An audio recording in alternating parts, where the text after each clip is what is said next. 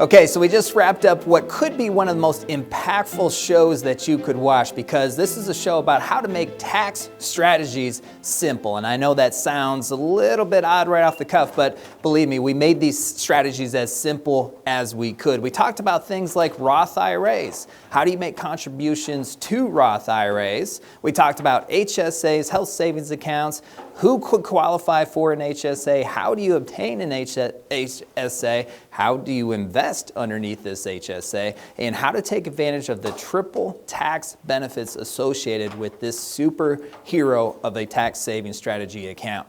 And then we also talked about a very little known tax saving strategy called NUA, or Net Unrealized Appreciation. If you have an employer plan, and in that employer plan you have employer stock, this is a must watch for you, because this is a very little known strategy where you could end up saving tens and in some cases hundreds of thousands of dollars on your tax bill by exercising the NUA provision within the IRS tax code. So you must watch the show if any of those situations apply to you.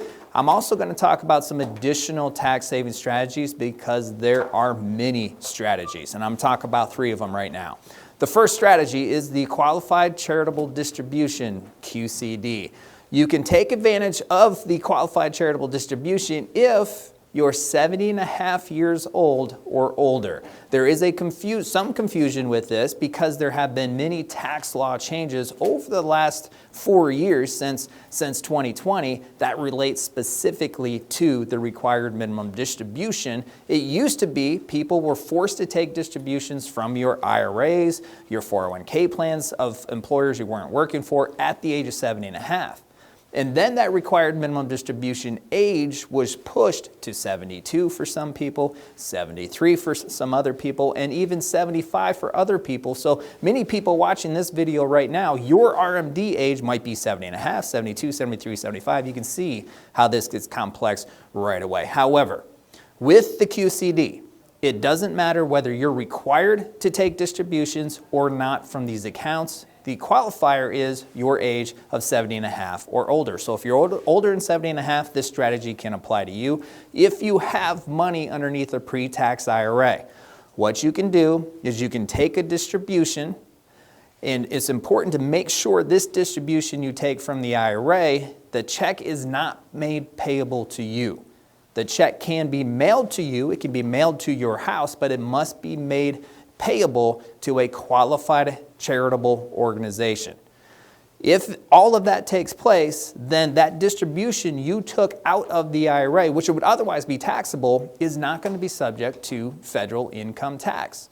So this is a very effective strategy where you have money that you want to donate to a charity. You can take it from an account that either you're required to take distributions out of, or very shortly you're going to be mandated to take distributions out of, and it would have been taxable. So you can save a potentially big tax bill off of this distribution. You can help a charity that you want to help out, and you can decrease what the overall tax obligations are going to be on that account for that when you do pass this money on to your kids or your grandkids, because that's money that they're not going to be taxed on because it went to a charity, and that charity doesn't have to pay taxes on that money as well. So this strategy can be really effective. A lot of times when we see this strategy being utilized is for churches. A lot of the families, individuals that we serve go to church. They've been donated in the form of cash or a check, where they can switch their distributions from the IRA, still benefit that charity, the church, but then they're not going to have to pay taxes on that distribution. So they're no longer writing a check from the savings or checking account. They are taking the money direct from the pre-tax IRA. This strategy in the tax environment we're in right now today can be really powerful, because most people don't have the deductions to itemize on their taxes.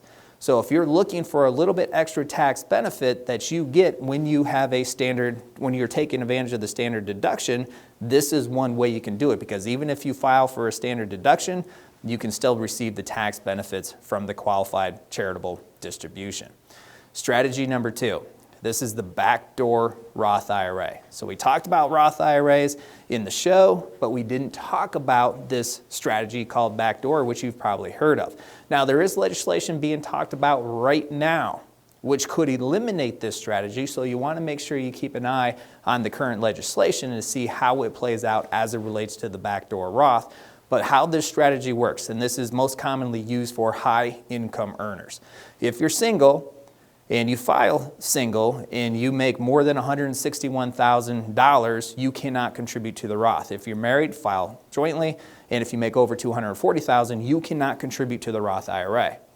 But what you can do is you can contribute to a non-deductible traditional IRA. And then you can convert that contribution. So let's say you're over 50, you contribute $8,000 to a traditional IRA, you don't deduct it, and then you convert that $8,000 to your Roth IRA. You don't pay taxes on that $8,000 because you've already paid taxes on it. So, and you convert it to the Roth. So that's one way to get that $8,000 to that Roth IRA. However, there are some gotchas with this strategy, because there's a little known rule out there called pro rata rule, which means any money that you have in a pre-tax IRA, they're going to use that pro rata amount, compare it to the amount you have after tax in IRAs, and then that percentage is the amount that is going to have to be taxable when you do that backdoor conversion. So as an example, if 70% of your IRA money has never been taxed, which means it's still taxable, when you convert that $8,000 over to the Roth, that means 70% of that $8,000 conversion is going to be subject to tax, because you still have 70% of your IRA money that has never been taxed before. So that's a gotcha. You want to be really careful, and that's why this backdoor Roth strategy is most effective for those who do not have pre-tax money underneath an IRA. Now, you can have all the pre-tax money you want underneath your employer-sponsored plan, your 401k plan, your 457 plan. All of that pre-tax money doesn't go towards this pro rata rule. It's just the pre-tax money that's in your IRA, so you have to be very careful. Strategy number 3. This is your contributions to the Roth IRA. We get questions all the time. In fact, just recently I had a conversation with an individual, and we were talking about, I asked this individual what they were doing from a contribution standpoint. Specifically, were they contributing to a Roth IRA? Because I knew their income level was below those requirements. And he said, no, I'm not. I'm contributing to the Roth 401k plan. He didn't realize that he could contribute to the Roth 401k plan and the Roth IRA in the same year. There's separate limits that are applied to those different types of an account. So if you're over 50 in 2024, you can contribute to a Roth 401k plan if your employer offers it, the $23,000 plus $7,500 of the catch-up, which means $30,500. So you can contribute $30,500 to the Roth 401k plan, and then separately, you can contribute $8,000 to the Roth IRA. Now, if you're under age 50, you contribute a maximum of $23,000 to the 401k plan and $7,000 to the Roth IRA. But that is a big chunk of change that you can contribute to the Roth version of your retirement savings that grows tax-free forever. And then when you do take it out, you receive that money tax-free. So a big strategy, a big opportunity, if you have the cash flow, max out that Roth 401k plan if it makes sense from a tax standpoint, and then you can also max out your Roth IRA if that makes sense from a tax standpoint for you as well.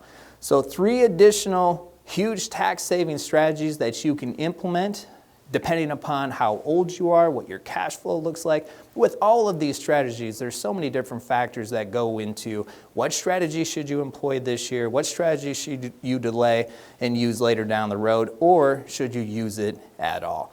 This is where the planning really comes into play. This is why you need your customized retirement plan, because that plan will lay out in a simple fashion in writing which strategies to use this year, which strategies to consider, which strategies don't apply to you. And we talk about that in the show. To get more information on all of these strategies, it's very simple. Click on the link, view the show. If you have questions or you just want to talk to a retirement planner specifically about your situation, what strategies are applicable to you, what should you leave off the table? That is also very simple. Take advantage of the Retire Ready Call.